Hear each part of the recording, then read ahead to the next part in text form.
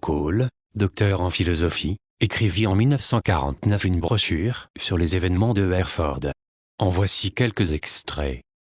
Parmi ceux qui cherchent la guérison au cours de la nuit du 17 au 18 juin 1949, dans la maison de la Wilhelmsplatz 7, se trouvent aussi des Anglais et des Anglaises qui ont entendu parler de Gröning. Un médecin allemand est venu avec 3 de ses patients. Un jeune homme atteint de tuberculose des poumons et des os avec raidissement de la jambe gauche. Un garçon paralysé des 2 jambes. Une petite fille souffrant de maux de tête chroniques d'origine nerveuse. Gröning n'établit pas de diagnostic. Il dit au jeune homme tuberculeux de faire particulièrement attention à l'os de sa jambe gauche. Que ressentez-vous maintenant? Un courant chaud parcourt mon corps. Et maintenant?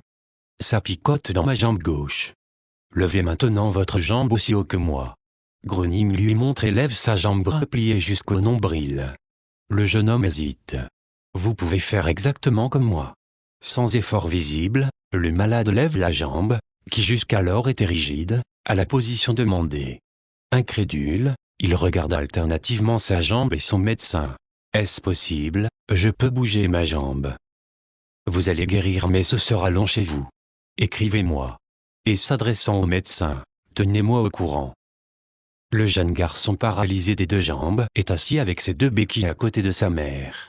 Lève-toi, mon garçon. La mère s'en mêle. Il ne peut pas se lever, il est paralysé. Gröning tourne la tête et l'interrompt presque sèchement. Il ne faut pas dire cela. Vous retenez la maladie de votre enfant.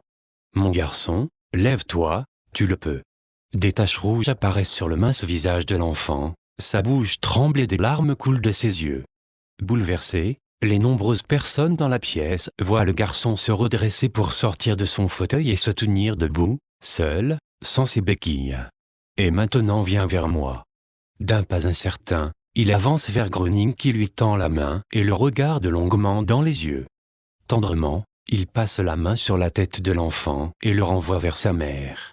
S'entraîner doucement, ne pas trop demander, les jambes sont encore trop faibles.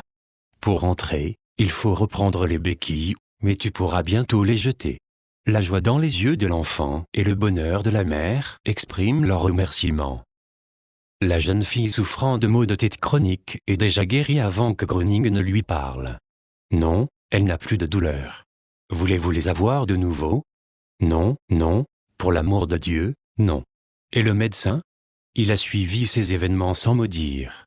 Il tend la main à Gröning. Monsieur Gröning, je suis à votre entière disposition, je suis de votre côté. Le docteur Kurt Trampler écrivit en 1949 un livre sur les événements du Traberhof près de Rosenheim. En voici quelques extraits. L'une des nuits précédentes, 5-6e septembre, un médecin amena Carles Ch. Tout excité de constater que cet aveugle venait de recouvrer la vue, sur la place devant le Traberhof. Carles Ch. présenta une attestation de la clinique ophtalmologique universitaire de Munich datant de 1949 disant que le patient Carles Ch. né le 24 août 1914, a l'œil droit qui tremble, des cicatrices sur la cornée, de naissance, la cataracte. Sa vue est de 1/20. L'œil gauche manque. Le patient est donc pratiquement aveugle, avec un taux d'invalidité de 125%. Monsieur Ch. a constamment besoin d'un accompagnateur. Signé Dr Valser, médecin-chef. Cet aveugle se trouvait sur la place où Gröning a envoyé les ondes de guérison depuis la région de Brême.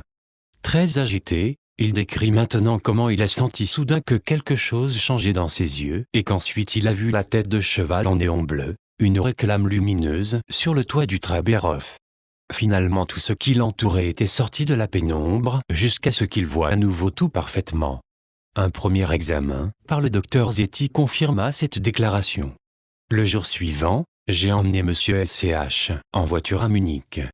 Sur l'autoroute il m'a décrit les véhicules visibles à une distance de plusieurs centaines de mètres. Il m'a dit ce qu'on pouvait voir à gauche et à droite de l'autoroute depuis le clocher d'église tout proche jusqu'aux montagnes lointaines. Quand j'ai demandé ce qu'il avait fait pour obtenir la guérison, il m'a dit qu'il avait prié et attendu. Il y a des scènes bouleversantes quand Gröning peut rendre la vue à un aveugle. Dans les quelques cas où la vue était revenue soudainement, Les bienheureux étaient presque trop bouleversés par ce revirement à peine croyable du destin. Certains d'entre eux, ainsi que le raconte Gröning, sont aveugles de naissance et il faut d'abord leur expliquer la réalité du monde. La baronne Annie Ebner von Eschenbach nota en 1950 à 1951 différents événements qui se sont déroulés autour de Bruno Gröning à Grofelfing dans le foyer Weckersheim pour étrangers. En voici quelques extraits. Un jour, une jeune femme au visage rongé par les soucis était assise au deuxième rang avec une fillette d'environ 9 ans. Quand Gröning lui demanda « Alors, maman, que ressentez-vous » Elle répondit « Malheureusement rien, monsieur Gröning. » « Oui, maman, ne regardez pas toujours vers le passé.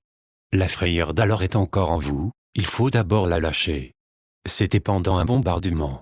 Vous vous trouviez dans une sorte de cabane de jardin et vous avez été ensevelie alors que vous étiez enceinte de 8 mois. Quand on vous a libéré, l'enfant est né et il était aveugle. Est-ce exact » Surprise, la jeune femme répondit « Oui, tout à fait. » Sur quoi Bruno Gröning lui dit « Alors maintenant ne pensez plus à ce temps effroyable, croyez très fort à l'aide de Dieu, et priez-le. Il n'est pas nécessaire de toujours amener l'enfant, il suffit que la maman croie très fort. » 8 jours plus tard, la femme était à nouveau là. L'expression soucieuse du visage avait disparu, elle était littéralement rajeunie. Lorsque Gröning la questionna, elle répondit « Oui, aujourd'hui une chaleur me parcourt et je me sens heureuse et libre. » Alors maman, continuez ainsi, bientôt nous y arriverons. Une semaine plus tard, la femme revint et Bruno Gröning alla vers elle au milieu de la conférence. Il s'arrêta et dit « Maman, jeudi à 17h20 prenez votre enfant et emmenez-la dans une pièce obscure, elle recouvrira la vue. Mais comme elle n'a encore jamais vu ni couleur ni forme, elle s'effraierait et la peur pourrait la rendre malade. Habituez-la lentement à tout ce qui l'entoure. » Comme ce cas m'intéressait particulièrement, je me suis renseigné et j'ai appris un peu plus tard que tout s'était passé à la minute exacte, comme Bruno Gröning l'avait annoncé. Quelques années plus tard, j'ai encore une fois interrogé Bruno Gröning lui-même sur cet enfant et j'ai appris qu'elle voyait comme si elle n'avait jamais été aveugle. Un jour, une jeune femme au visage blanc comme neige fut amenée en fauteuil roulant. Pendant la conférence, elle perdit connaissance et semblait morte. Bruno Gröning ne lui jeta qu'un coup d'œil et rassura ceux qui l'entouraient et se faisaient du souci, surtout l'homme à ses côtés. Après une petite demi-heure, elle se réveilla avec les joues rouges, s'étira, se leva du fauteuil roulant et se dirigea vers Gröning d'un pas encore mal assuré, mais avec une expression de surprise et de joie dans les yeux.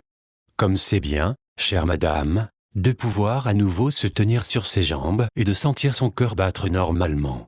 Mais n'essayez pas tout de suite de rattraper les années perdues, remettez votre corps lentement en marche. Quand la dame voulut le remercier, Gröning déclara « Remerciez Dieu. Je ne suis que son modeste serviteur. Prouvez à présent que vous êtes véritablement une enfant de Dieu. » L'homme qui l'avait accompagné se leva et dit d'une voix émue « Monsieur Gröning, je suis son mari et médecin moi-même. Pour moi, ma femme était incurable bien que j'ai tout essayé. Cependant, elle n'avait qu'un seul souhait, celui de venir vous voir. J'étais persuadé qu'elle allait mourir pendant le voyage, car elle souffrait tellement du cœur, qu'elle risquait la mort à chaque mouvement. Je suis bouleversé par ce miracle et je peux à peine y croire. » Pleurant de joie, il sortit la chaise roulante vide et prit place avec sa femme sur des chaises et ils assistèrent à la conférence de 2 heures. Souvent il jetait à sa femme un regard interrogateur comme s'il devait s'habituer à la voir heureuse et en bonne santé. Il y avait souvent des personnes sourdes au fond de la salle, et Gröning leur posait tout bas cette question. « Si je parle aussi fort, m'entendez-vous bien ?» Réponse. « Oui, quand vous parlez si fort, je comprends chaque mot et dans ma tête, il y a un bourdonnement. » Tous se mirent à rire car ils avaient remarqué que Gröning avait parlé à voix basse.